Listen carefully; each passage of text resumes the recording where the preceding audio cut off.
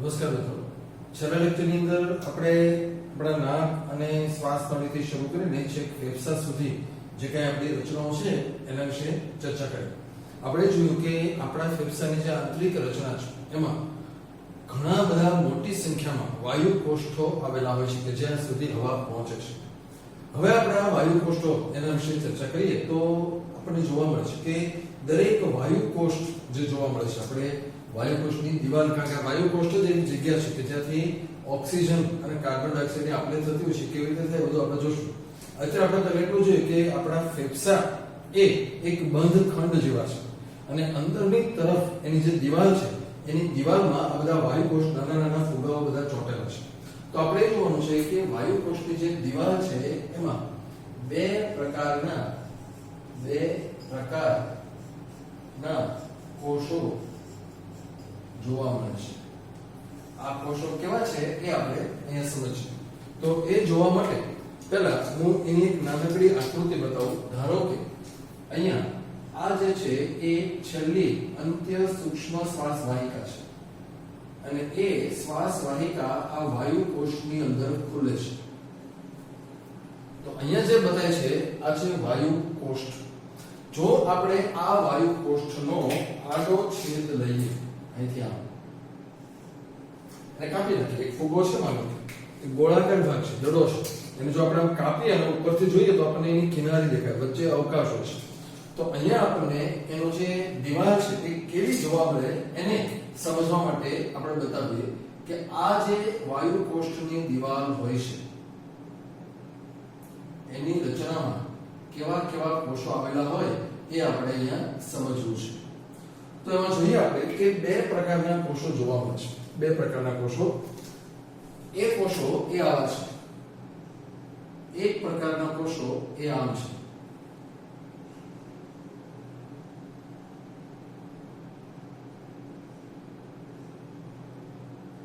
અને જે બીજા પ્રકારના કોષો હોય છે એ આવા છે.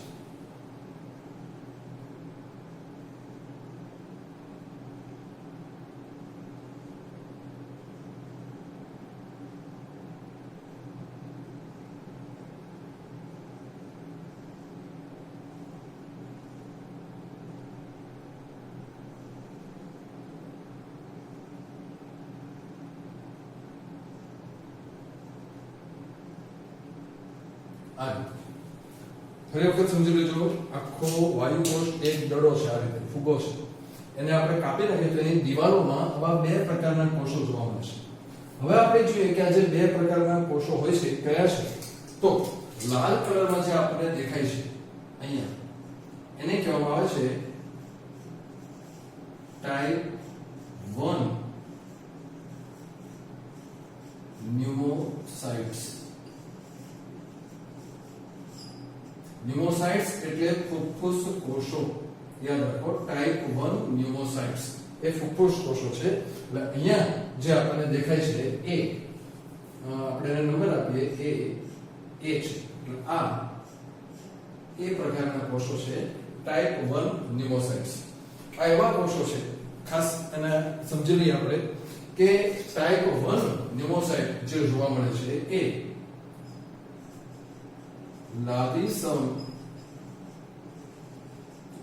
અધિચ્છદના બનેલા હોય છે. લાદીસમ અધિચ્છદ. લાદીસમ અધિચ્છદ એટલે એકદમ પાતળા કોષો, ચપટા લાદી જેવા કોષો છે. આખા વાયુ કોષની અંદર જો જોઈએ તો એમાં 95% પ્રમાણ એ આ ટાઈપ 1 ન્યુમોસાઇટનું જોવા મળે છે. અને એનું જે કાર્ય છે એ આ છે કે ખાસ કરીને અહીંયા આપણે જોઈ લઈએ કે એ O2 અને CO2 નું વિનિમય એના દ્વારા થતો હોય છે. આપણે આગળ ઉપર વિનિમય વિશે ભણશું કે ફેફસામાં આવેલી જે હવા હોય છે, આ જે રચના તમને અહીંયા દેખાય છે એની બાજુમાંથી બહુ પાતળી સૂક્ષ્મ રુધિર કેશિકાઓ પસાર થતી હોય છે. તો O2 અને CO2 નો વિનિમય એટલે શું? તો કે વાયુ કોષમાં જે હવા ભરાણી છે એ હવામાંથી ઓક્સિજન લોહીમાં જાય અને લોહીમાંથી કાર્બન ડાયોક્સાઇડ વાયુ કોષમાં આવે, એ ઘટના એનું નામ આપણે વિનિમય આપવાનું છે. તો આ જે વિનિમય છે એ O2 અને CO2 નું વિનિમય આ ટાઈપ 1 ન્યુમોસાઇટ દ્વારા થતો હોય છે. તો બીજી બાજુ અહીંયા આપણને જે જોવા મળે છે આ કોષો એને આપણે બી નામ આપીએ છીએ તો એ છે ટાઈપ 2 ન્યુમોસાઇટ્સ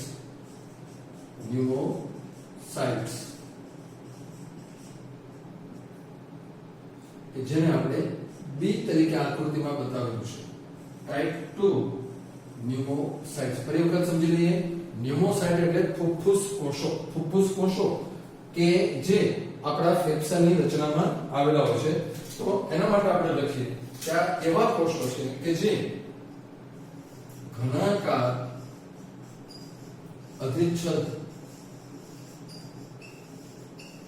માં બનેલા છે ઘનાકાર અધિચ્છદના બનેલા તમે જુઓ છો અહીંયા કે લાલ કલરમાં જે કોષો દેખાયા છે પાતળા કોષો છે કારણ કે લાદીસરમાં બનેલા છે પણ જે ગ્રીન કલરમાં દેખાય છે જાડા છે કારણ કે ઘનાકાર છે લંબાઈ પહોળાઈ અને ઊંચાઈ ધરાવતા હોય છે આ જે કોષો હોય છે એ આપણા ફેફસામાં લગભગ 5% પ્રમાણ એનું આવેલું હોય છે 95% કોષો આ છે ટાઈપ 1 છે જ્યારે આ 5% છે અને એનું કાર્ય છે એ છે કે એ ઘર્ષણ નિરોધક એવા લેસિથિન નો સ્ત્રાવ કરે છે અને ફેફસા ને ફાટી જતા અટકાવે છે આપણા ફેફસાની અંદર જે પમ્પિંગ થતું હોય છે હવા ભરાય બહાર નીકળે ભરાય હવા જેમ ફુગાની અંદર પ્રક્રિયા હોય છે એવી જ એક્ઝેક્ટ પ્રક્રિયા અહીંયા થતી હોય છે તો એ જે પ્રક્રિયા છે એના માટે ઘર્ષણ નિરોધક એટલે કે લુબ્રિકેશન માટે જરૂરી હોય છે લેસિથિન એક પ્રકારનો ફોસ્ફોલિપિડ છે તો એનો સ્ત્રાવ આ ટાઈપ 2 ન્યુમોસાઇટ વડે થતો જોવા મળે છે એટલે આવા બે પ્રકારના કોષો ખાસ કરીને આપણા વાયુ કોષની આંતરિક રચનામાં આપણને જોવા મળે છે હવે આપણે જે વાત કરવાની છે એ શું છે તો આપણા જે ફેફસા હોય છે યાદ રાખો કે માનવ ફેફસા જે હોય છે એ ફેફસા આપણે ખ્યાલ છે કે ફેફસા આ અહીંયા આવેલા હોય છે એ ઉરસ ગુહાની અંદર ઉરસીય ગુહામાં આવેલા હોય છે અહીંયા આપણું જે આખું પોલાણ છે એ પોલાણ ઉરસ ગુહા તરીકે ઓળખાય છે એની અંદર આપણા ફેફસા છે તો એના માટે આપણે થોડું જોઈએ કે ઉરસ ગુહા જે હોય છે ઉરસીય ગુહાની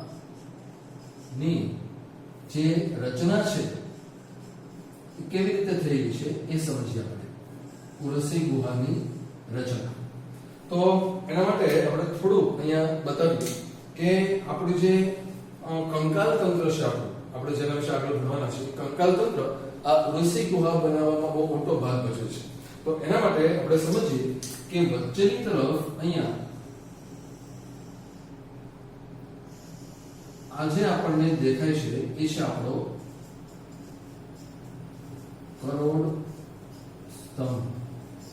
કરોડ સ્તંભ છે ખૂબ સમજવા જેવી આ આકૃતિ અત્યારે આપણે દોરવાના છે એટલે ખાસ એકદમ વ્યવસ્થિત સમજજો કે આપણી કરોડ સ્તંભ જે હોય છે એ આપણા શરીરની આ તરફ એટલે કે પૃષ્ઠ બાજુએ આવેલી છે અહીંયા છે અહીંયાની વાત આપણે જો કરીએ તો અહીંયા એક નાનકડું હાડકું છાતીમાં આવેલું છે જેને આપણે ઉરોસ્થિ નામ આપ્યું છે પણ યાદ રાખો કે આપણું બોર્ડ અને આપણી આકૃતિ 2D છે 2 ડાયમેન્શનલ છે આ બોર્ડની અંદર આપણે લંબાઈ અને પહોળાઈ બતાવી શકીએ છીએ ઊંડાઈ બતાવી શકતા નથી એટલે આપણે આકૃતિ એ રીતે દોરીએ તો અહીંયા આપણને જોવા મળે છે એક હાડકું જેને આપણે કહીએ છીએ ઉરોસ્થિ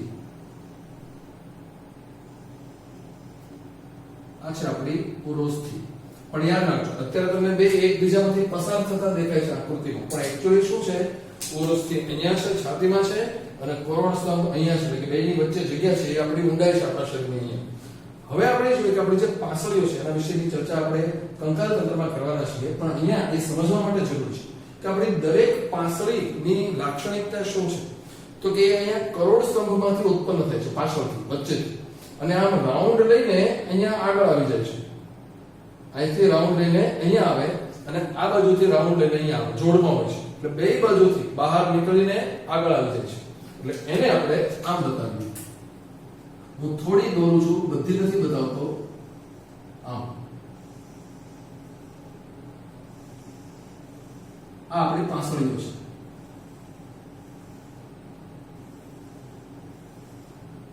પણ તમને જે ખ્યાલ રહેવો જોઈએ ખાસ એ શું છે કે આપણી પાંસળીઓ જે હોય છે એ અહીંયા કરોડ સ્તંભમાંથી ઉત્પન્ન થઈને આગળ આવે છે એટલે બે પાંસળીઓની જે આગળ પાછળની બાજુ છે એની વચ્ચે આખું પોલાણ સર્જાય છે અને આપણા જે ફેફસા છે એ આ પોલાણની અંદર અહીંયા આવેલા છે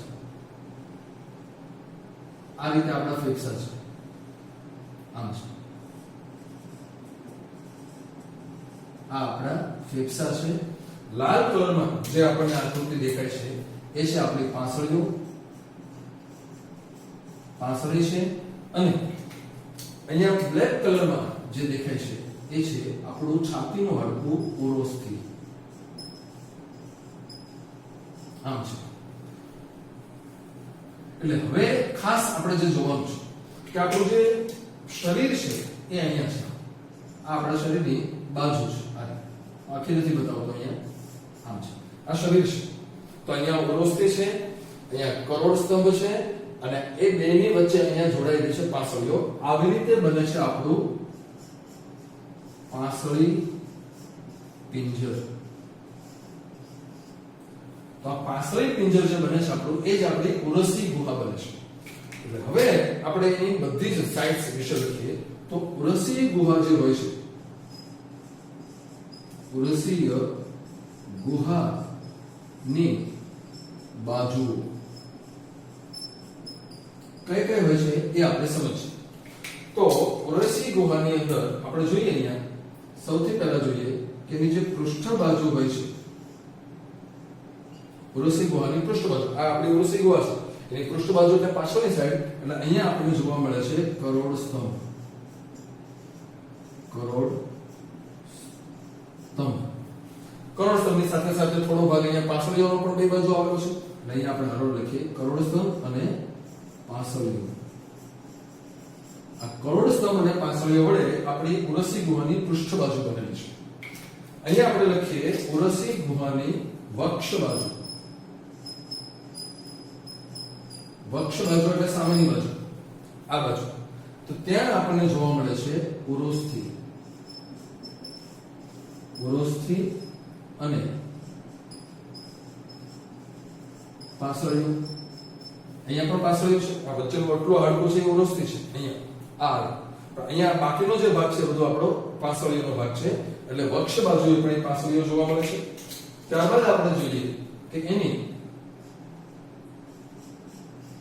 પાર્શ્વ બાજુ પાર્શ્વ એટલે પડખા સાઈડમાં આ ભાગ આ બંને ભાગની લખીએ તો પોલાણ આખું અહીંયા છે આમ તો આ ભાગ માત્ર પાંસળીઓ ધરાવે છે એટલે અહીંયા આપણે લખીએ આ છે પાંસળીઓ ત્યારબાદ આપણે જોઈએ આપણી ઉરસી ગુહા જે હોય છે એની અગ્ર બાજુ ઉપરનો ભાગ આ આખી ઉરસી ગુહા છે તો ઉપરનો જે ભાગ અહીંયા છે આખો ભાગ એ છે આપણી ગરદન અને અક્ષક હાડકું અક્ષકનું જે હાડકું છે અહીંયા આવું છે ખભાની રચના જે કરે છે અહીંયા એટલે આ વચ્ચેનું જે પોલાણ છે ઉપરની અગ્ર બાજુ એટલે ઉપરની બાજુ આ બાજુ તો અહીંયા ગરદન છે વચ્ચે અને બે બાજુ અક્ષકના હાડકાઓ છે એ આપણી અગ્ર બાજુ છે અને નીચેની તરફ એટલે કે જે પશ્ચિમ બાજુ હોય છે પશ્ચિમ બાજુ એ હોય છે ઉરોદર પટલ એ ઉરોદર પટલ આપણે બતાવીએ તો એ આમ આવે છે આ છે ઘુંઘટ આકારનો આ છે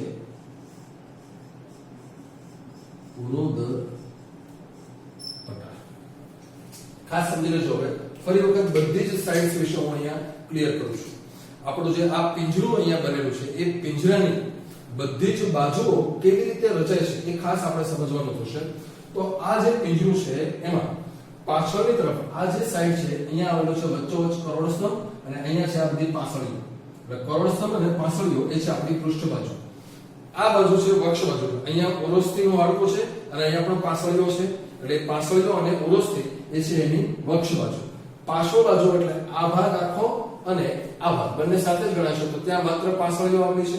અગ્ર બાજુ એટલે આ ભાગ જે ડબ્બો છે એનો ઉપરનો ભાગ, અહીંયા ગરદન છે, અહીંયા અક્ષકનું હાડકું છે, અને નીચેનો ભાગ અહીંયા આ રીતે એક પડદો આવેલો છે. અહીંથી આમ આખો પડદો છે, પણ તમે સામેથી જુઓ છો એટલે તમને માત્ર એક લાઈન દેખાશે. યાદ રાખજો, લાઈન દેખાશે.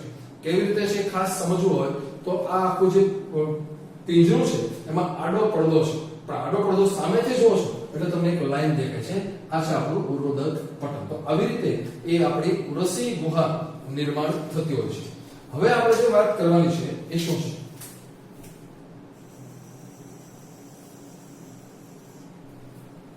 તો શ્વસન અથવા તો જેને આપણે શ્વાસોશ્વાસ, શ્વસન અથવા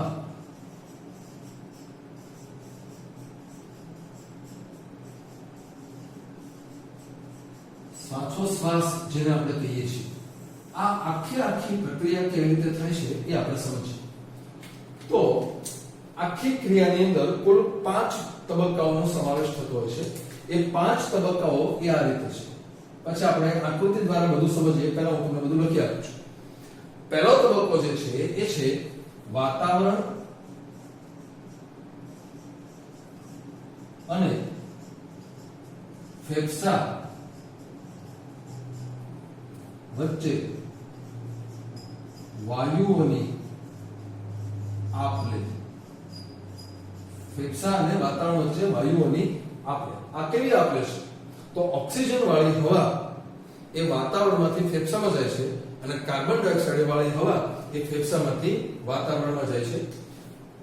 બીજી જે પ્રક્રિયા છે, આ બીજી પ્રક્રિયાની વાત કરીએ છીએ, એ છે વાયુકોષ્ઠ.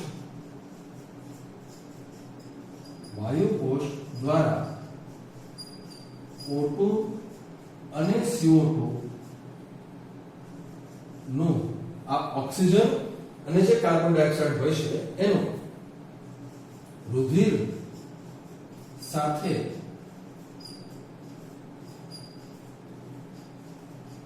વિનિમય થાય છે. જે ઓક્સિજન આવ્યો છે એ ઓક્સિજન ફેફસામાંથી લોહીમાં જાય છે, અને જે લોહી છે એમાં જે કાર્બન ડાયોક્સાઇડ છે એ ફેફસામાં જાય છે, વાયુકોષમાં જાય. એ આ બીજો તબક્કો છે. ત્રીજો તબક્કો જે જોવા મળે છે એ છે રુધિર દ્વારા વાયુઓનું વહન. કે આપણે શરીરમાં બધી જગ્યાએ ઓક્સિજન પહોંચાડવો અને ત્યાંથી કાર્બન ડાયોક્સાઇડ લેવો, એ કામ રુધિર દ્વારા એનું વહન થતું હોય છે. આપણે આકૃતિ દોરશું એટલે તમને વધુ ખ્યાલ આવશે. ચોથી જે પ્રક્રિયા છે, ચોથો તબક્કો છે, એ છે રુધિર અને પેશીઓ વચ્ચે O2 અને CO2 નું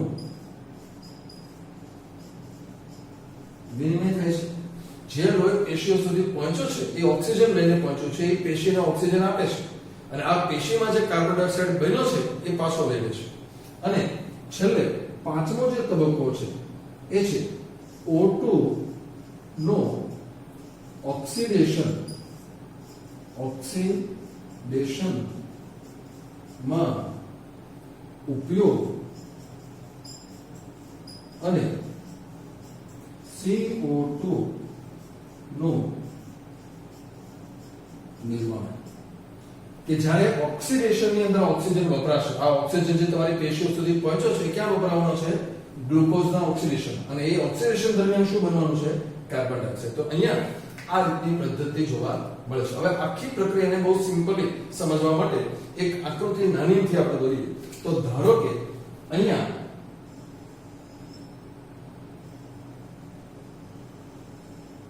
આ છે આપણા ફેફસાનો વાયુકોષ્ઠ. આ વાયુકોષ્ઠ છે. આ વાયુકોષ્ઠ અહીંયા આપણા નાકથી શરૂ કરીને છેક નીચે સુધીની રચના છે. આખી આકૃતિ નથી દોરતા આપણે, પણ આપણા નાકથી શરૂ કરીને છેક ફેફસા સુધીનો જે ભાગ છે આ બતાવ્યો છે. અહીંયા આપણે બતાવીએ છીએ કે આપણી જે શરીરની પેશીઓ છે એ આ છે. આપણા શરીરના દરેક ભાગની આ છે આપણી શરીરની પેશી. યાદ રાખીએ. આ છે વાયુકોષ અને આ છે પેશી. હવે શું થશે તો કે રુધિર કેશિકાઓ બધા અંગ સુધી બધે પહોંચેલી છે. તો એ રીતે જો આપણે અહીંયા બતાવીએ તો એ આમ થશે કે અહીંયાથી જે રુધિર કેશિકા નીકળે છે એ આમ છે, એ અહીંયા સુધી આમ આવે છે. આ રુધિર કેશિકા છે આપણી, આમ છે. અને એ જ રુધિર કેશિકા પાછી પેશીમાંથી નીકળીને ફરી પાછી એ ફેફસા સુધી જતી હોય છે. આ રીતે છે. એટલે લોહીનો જે પ્રવાહ છે એ અહીંયાથી સતત શરૂ હોય છે, આમ આવે છે, અહીંયા પસાર થાય છે, અહીંયા આવે છે, અહીંયા આવે છે અને ત્યાંથી આગળ એ ફરી પાછો આમ આવે છે. આ રુધિરનો પ્રવાહ છે. હવે આપણે આની અંદર બધું નહીં જે આપણે જે ભણ્યા છીએ એ વસ્તુઓ અહીંયા સમજી લઈએ કે કેવી રીતે આ પાંચે પાંચ તબક્કાઓ આમાં સમાવિષ્ટ હોય છે. તો એની અંદર જે સૌથી પહેલો તબક્કો છે એ આ છે, વાતાવરણ અને ફેફસા વચ્ચે વાયુઓની આપલે. એટલે એ આપલે આ રીતે થશે કે O2 વાળી હવા દાખલ થાય છે અને CO2 વાળી હવા બહાર નીકળે. CO2 વાળી હવા બહાર નીકળે એ પ્રક્રિયાની સાથે થશે, પણ આપણે બતાવશું એટલે છેલ્લે, કારણ કે આપણે આખો ક્રમ જોવો છે. એટલે પહેલા તબક્કા દરમિયાન O2 વાળી હવા અહીંયા દાખલ થઈ, એ આ પહેલો તબક્કો છે, એ આ છે, અહીંયા દાખલ થાય છે. બીજો એટલે એનો અર્થ એવો થાય કે અહીંયા O2 વાળી હવા વાયુ કોષમાં દાખલ થઈ, અહીંથી હવા જે દાખલ થઈ છે અહીંયા વાયુ કોષમાં આવે છે. ત્યાં આવે છે બીજો તબક્કો કે વાયુ કોષ દ્વારા O2 અને CO2 નું રુધિર સાથે વિનિમય. એટલે કે ઓક્સિજન વાળી જે હવા છે એ અહીંયા આમ દાખલ થાય છે આ રીતે. એટલે આ જે તબક્કો છે એ તબક્કો આ બીજો તબક્કો છે. બીજો તબક્કો એટલે કે વાયુ કોષ દ્વારા O2 અને CO2 નું રુધિર સાથે વિનિમય. CO2 નું વિનિમય આપણે પછી બતાવશું. હવે આવે છે રુધિર દ્વારા વાયુઓનું વહન, એ અહીંયા થાય છે. એટલે અહીંયાથી શરૂ કરીને છેક અહીંયા સુધી આ છે ત્રીજો તબક્કો. આ ત્રીજો તબક્કો છે કે ઓક્સિજન વાળી હવા, એટલે કે અહીંયા આપણે લખી નાખ્યા આગળ કે આ જે છે એ છે O2 યુક્ત રુધિર એ આપણે પેશીઓ સુધી પહોંચે છે. હવે અહીંયા આપણે જોશું કે અહીંયા આવ્યા પછી ચોથા તબક્કા દરમિયાન આ જે ઓક્સિજન છે એ આપણી પેશીઓમાં દાખલ થાય છે અહીંયા. એટલે આ જે દેખાય છે આપણને એ છે ચોથો તબક્કો. આમ છે ચોથો તબક્કો, એટલે કે ઓક્સિજન જે હોય છે એ પેશીઓમાં દાખલ થાય છે. પાંચમો તબક્કો એટલે કે આ પેશીઓ ઓક્સિજનનો ઓક્સિડેશનનો ઉપયોગ કરે છે, જે તમે 14મા ચેપ્ટરમાં ભણવાના છો. ઓક્સિજન વપરાય, ઓક્સિડેશન થાય અને એને કારણે કાર્બન ડાયોક્સાઇડનું નિર્માણ થાય છે. એટલે એ છે અહીંયા આ પેશીઓની અંદર જોવા મળે છે પાંચમો તબક્કો. 5 તબક્કા પૂરા થઈ ગયા, પણ એનો દરેક મુદ્દામાં બાકીનો અડધો ભાગ હવે શરૂ થશે કે પાંચમા તબક્કામાં જે ઓક્સિજનનો વપરાશ થયો એને કારણે કાર્બન ડાયોક્સાઇડ એમાં ભળ્યો છે. એટલે હવે એ કાર્બન ડાયોક્સાઇડ લોહીમાં ભળે છે. લોહીમાં ભળે છે તો એ છે ચોથો તબક્કો. યાદ રાખજો, આપણે ક્રમ બતાવીએ છીએ એટલે હું તમને વારાફરતી બતાવું. એક્ચ્યુઅલી બધું એક સાથે થતું હોય છે. એટલે ચોથા તબક્કા દરમિયાન એ આ ઓક્સિજન જે વપરાણો એને કારણે જે કાર્બન ડાયોક્સાઇડ બન્યો એ કાર્બન ડાયોક્સાઇડ પેશીમાંથી લોહીમાં પાછો દાખલ થયો. હવે એનું વહન અહીંથી આમ થશે, એ આમ છે. એટલે કે આ છે ત્રીજો તબક્કો. એટલે કે કાર્બન ડાયોક્સાઇડ વાળું લોહી એ ફરતું ફરતું ફરી પાછું વાયુ કોષ્ઠ સુધી પહોંચે છે, રુધિર દ્વારા વાયુઓનું વહન. બીજા તબક્કા દરમિયાન કાર્બન ડાયોક્સાઇડ વાયુ કોષ્ઠમાં દાખલ થશે. એટલે અહીંયા આ છે બીજો તબક્કો, આ છે નંબર 2. જેમ અહીંયા નંબર 2 હતો એ જ રીતે નંબર 2 અહીંયા છે. એટલે કે હવે કાર્બન ડાયોક્સાઇડ જ્યાં લોહી દ્વારા આવ્યો છે એ આપણા ફેફસામાં જાય છે. અને હવે છેલ્લે પહેલો તબક્કો કે ઉચ્છ્વાસને કારણે અહીંયાથી કાર્બન ડાયોક્સાઇડ વાળી હવા આપણા ફેફસામાંથી બહાર નીકળે છે. તો આટલી આકૃતિની અંદર આ આખી પ્રક્રિયાઓ આપણે જોઈ લીધી. હવે થાય છે શું તો કે પહેલો તબક્કો, બીજો ત્રીજો અને ચોથો આ ચારે ચાર તબક્કાઓ એક સાથે થશે. એટલે કે એક સાથે જ O2 વાળી હવા અંદર આવે અને CO2 વાળી હવા બહાર જાય. એક સાથે O2 ફેફસામાંથી એટલે કે વાયુ કોષમાંથી લોહીમાં અને CO2 લોહીમાંથી ફેફસામાં આવે છે. એક સાથે O2 વાળું લોહી એ ફેફસાથી શરીર તરફ અને CO2 વાળું લોહી શરીરથી ફેફસા તરફ વહન પામતું હોય છે. એક સાથે O2 એ લોહીમાંથી પેશીમાં અને CO2 પેશીમાંથી લોહીમાં આવતો હોય છે. 4 તબક્કાઓ કન્ટિન્યુઅસ થતા હોય છે. પાંચમો તબક્કો અલગ છે, એટલે કે જે ઓક્સિજન વપરાતો જાય, કાર્બન ડાયોક્સાઇડ બનતો જાય છે. તો આ આખી પ્રક્રિયા એ આપણા શરીરમાં વાયુઓની આપલે કેવી રીતે થતી હોય છે એ સમજાવે છે.